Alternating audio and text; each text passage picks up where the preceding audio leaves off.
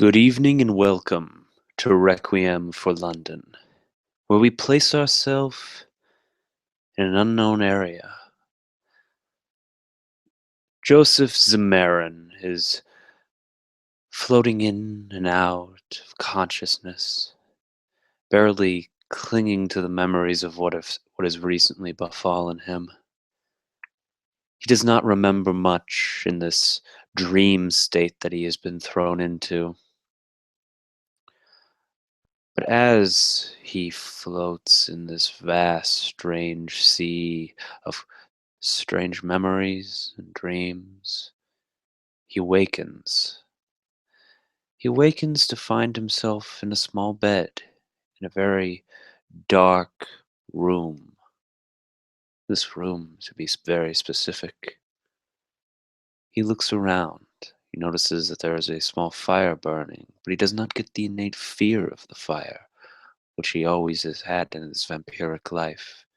He smells food cooking.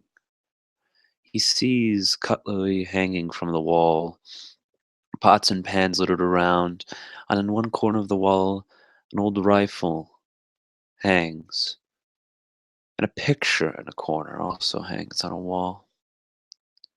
He looks down at the bed, which is very, very mm, jumbled together, almost makeshift of sorts.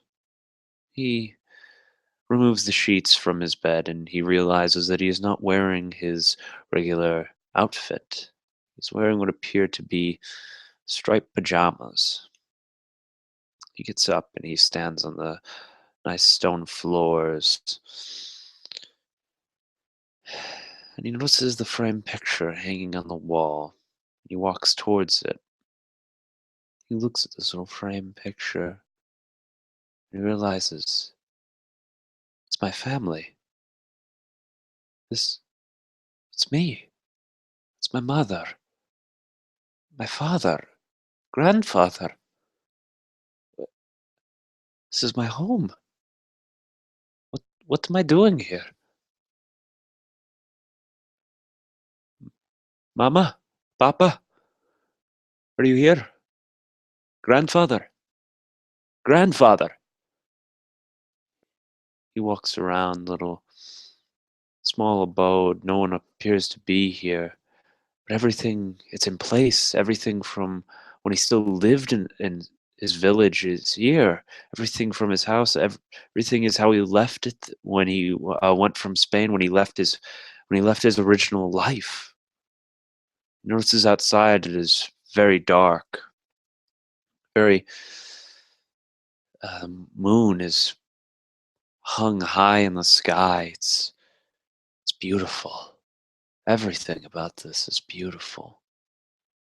He sees his reflection in a mirror and he looks perfectly normal. He's not that the deathly pallor that he usually has. It's completely gone. He his face is not concave anymore. He feels alive again. He just feels his heart beating. He does not have to force it to. He notices a small potato resting on a table, and he takes that, and he bites into it, and he tastes it. Oh, is it rich? Well, as rich as starch can be, but it's not stunted. It's the flavor is still there. He sees a bottle of wine, and he grabs it. He uncorks it, and he begins to drink. And he feels the intoxicating pull of the alcohol once again. He feels maybe it was all just a dream. Maybe, maybe, maybe, yeah, it had to have just been a dream. Mother and father, they have to be around here somewhere. And he immediately he runs outside and he's in his village again. He's here. He's home. But he hears something then. Church bells ringing by the old church he never went to.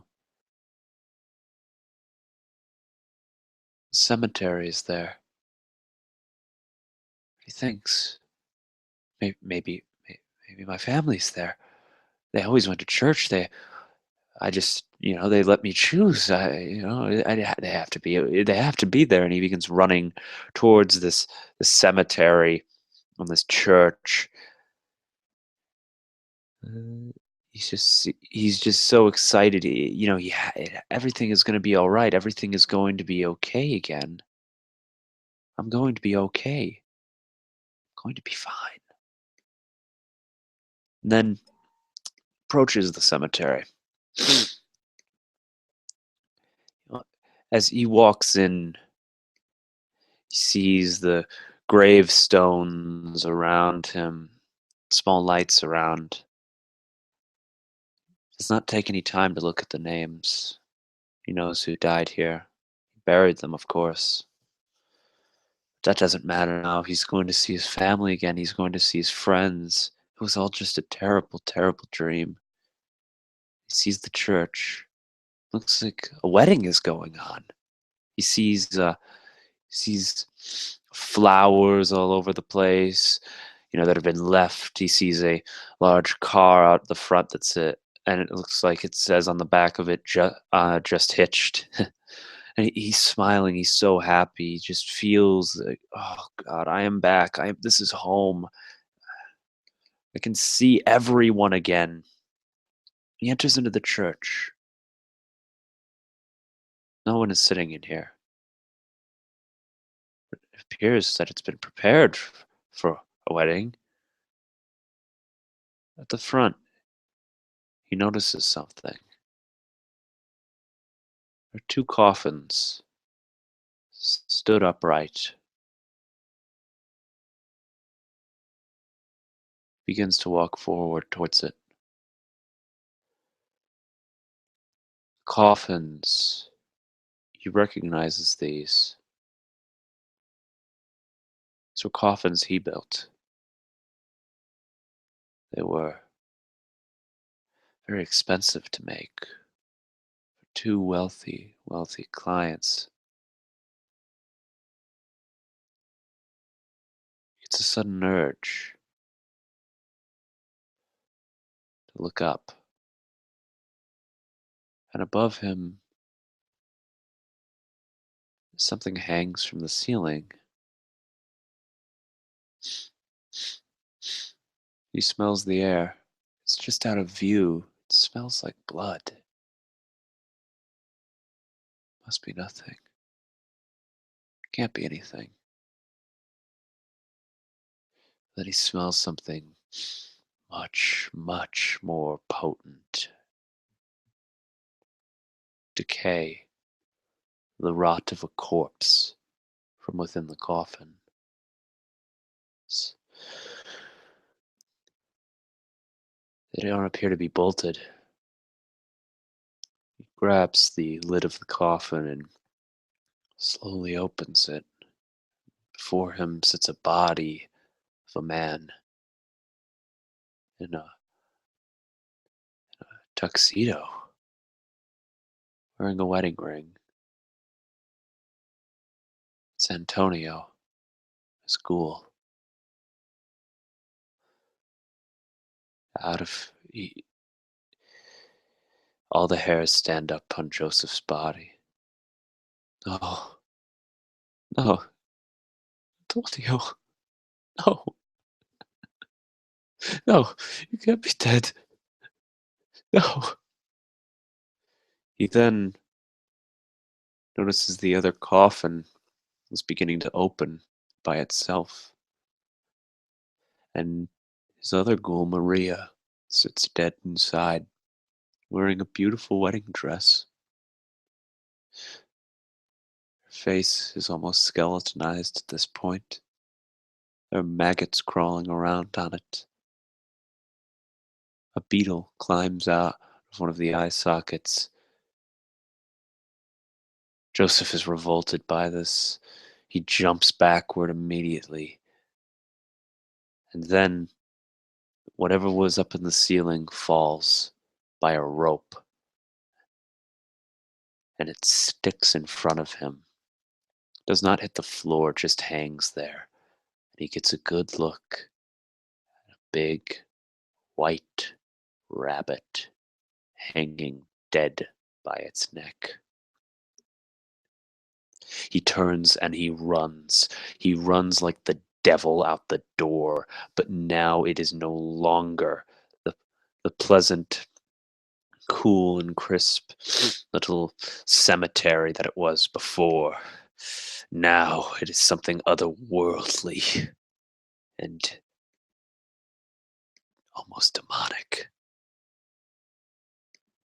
This is what he sees before him, a long hallway of towering skeletal figures, all whispering in some strange eldritch language. He continues to run forward, knowing that he must get out of here. They are looking at him with the eye, with the eyeless sockets in their skulls. He just continues to run and run and run and run. And as he runs, he notices that the land before him is widening and that he is no longer running on solid earth, but on the bones and bodies of people he once knew. He sees his mother, his father, his grandfather. He sees the butcher in the local shop from his village. He sees the girl he once loved when he was a child. He sees everyone, his old school teacher. He sees the priest that he sent to their early deaths after they had harmed children in his village. He sees them all, and then before him, sitting upon a throne, bones, he sees a figure clad in a black robe. Figure sits there hunched over, does not does not move, just sits there. Who are you? Why are you doing this to me? Talk to me, please. Please. Please just say something, damn it.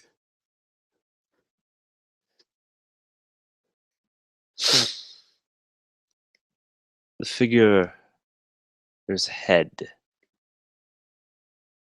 begins to move upward.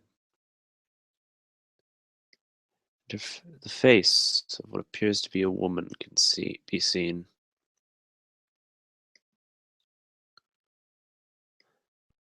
This woman, Zay immediately recognizes. This woman is Death. She points it at Zay, raising a bony finger, and Zay begins to scream and howl.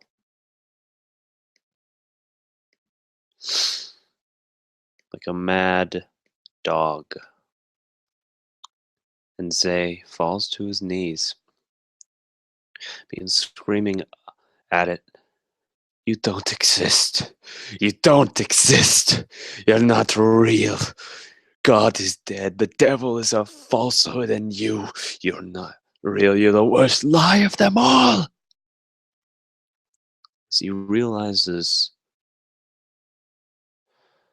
that the bodies he was stepping on were not dead, and arms begin to reach up and drag him. They drag him through the bones and the corpses. It's his mother and father, his grandfather, everyone you've ever known just grabbing at him, trying to rip him apart as he hears a mad cackling. And it all goes silent again. It all goes dark. And Zay is left in that darkness to wallow in his own fear and self loathing. Thank you very much for watching. Hope you don't hope you don't end up the same way as they did.